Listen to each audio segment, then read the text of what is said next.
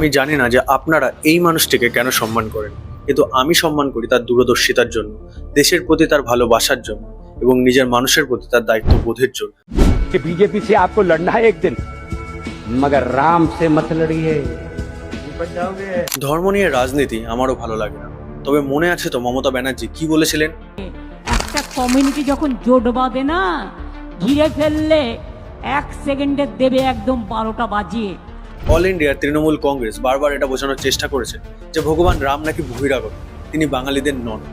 কিন্তু বাংলার মানুষ, বাংলার যুবক যুবতীরা দেখিয়ে দিয়েছে যে সত্যি একটা কমিউনিটি যদি এক হয়ে দাঁড়ায় তাহলে তারা কি কি করতে পারে। প্রাক্তন মুখ্যমন্ত্রীর ভবিষ্যৎবাণীটা একটু ভুল ছিল, অন্য কমিউনিটির কথা বলে ফেলেছে। সনাতনকে ধ্বংস করা অসম্ভব, ইতিহাস সাক্ষী। না মুঘল এম্পায়ার পেরেছে, না ব্রিটিশ রাজ পেরেছে।